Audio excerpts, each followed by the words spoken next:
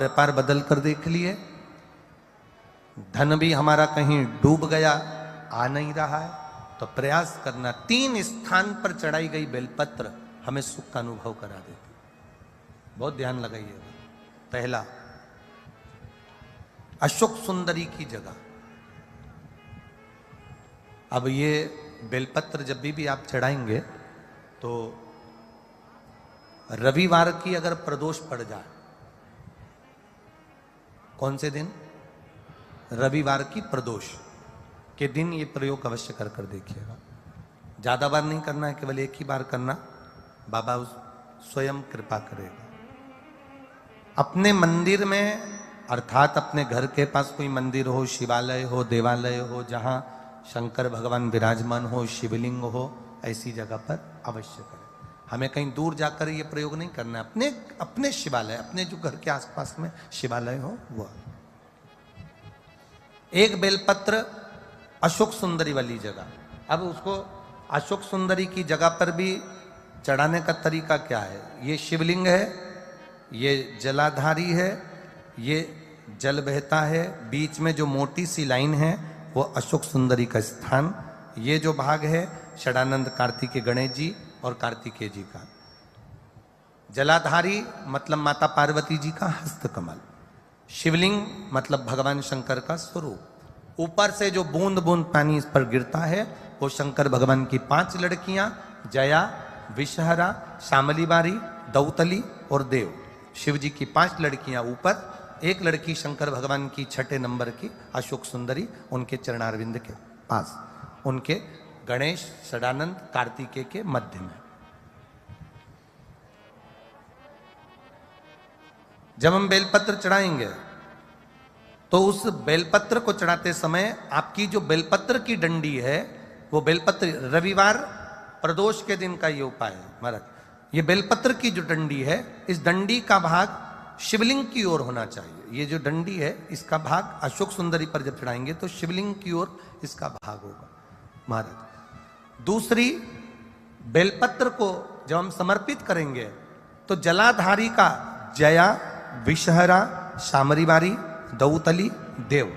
मान लो जलाधारी ऊपर नहीं है शंकर जी के, तो उसका स्मरण कर कर 5 कन्याओं का नाम लेकर जया, विषहरा, शामलीबारी, दौतली, देव, इनका स्मरण कर कर शंकर भगवान के शिवलिंग पर बेलपत्र रखेंगे। बेलपत्र कहाँ रखना है?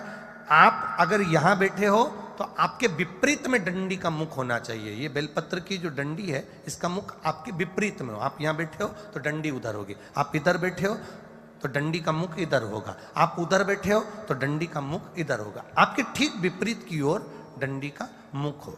ये 2 जगह बेलपत्र समर्पित करने के बाद तृतीय बेलपत्र शिवलिंग की जो जलाधारी है, जहां पर भगवान शंकर का शिवलिंग रखा है, वहां स्पर्श कराकर, केवल छुआना है, स्पर्श कराकर बेलपत्री के पेड़ के नीचे ही कोई कंकर हो, कोई शंकर हो या कोई मिट्टी का ढेला हो, नी हो, तो वहीं मिट्टी को थोड़ी सी ऊंची कर कर एक बेलपत्र बैठकर इस बेलपत्री की डंडी जड़ की ओर, मतलब जो वृक्ष होता है उस ओर इस डंडी का मुख होना चाहिए।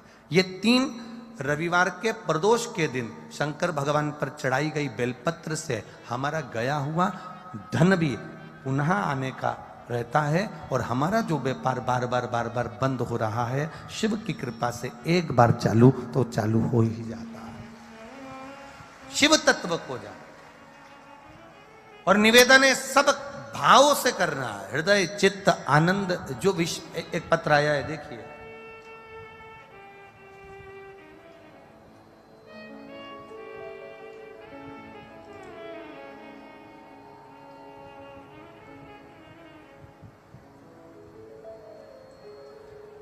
मैं सुशीला देवी भिवानी राजस्थान से आई हूं। कहीं बैठी हो सुशीला देवी तो हाथ हिला सकती हैं। भिवानी राजस्थान। मैं सुशीला देवी भिवानी राजस्थान से आई हूं। गुरुदेव, मैं बाबा का क्या वर्णन करूं। मेरा लड़का सरकारी नौकरी की तैयारी कर रहा था पर उसका जॉब नहीं लग पा रहा था। तब मैंने आपकी पंच बेलपत्र का प्रयोग करवाया और पंच बेलपत्र वाला प्रयोग कराया तो बाबा की कृपा से, पशुपतिनाथ की कृपा से मेरे बेटे का सरकारी जॉब लग गया, इसलिए मैं बाबा को यहां प्रणाम करने के लिए आई हूं। यह शिव तत्व है, वो घड़ी है। और ऐसे कई पत्र हैं जिन पत्रों में आप लोगों की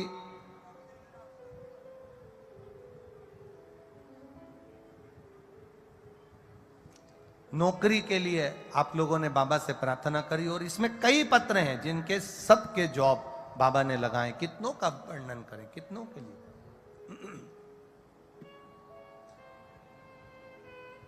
एक विश्वास के साथ, एक भरोसे के साथ, एक दृढ़ता के साथ आप शिव की आराधना करें। 3 स्थान पर बेलपत्र। तो अब जितने लोग भी यहाँ आए हुए हैं और जितने लोग आस्था चैनल पर कथा सुन रहे हैं, जितने फेसबुक यूट्यूब पर सुन रहे हैं, कौन से दिन करना है? जम के बोलो जरा। रविवार के प्रदोष। पहला बेलपत्र बोलते जाओ जम के, अशोक सुंदरी। दूसरा बेलपत्र शंकर भगवान के, जम के बोलिए,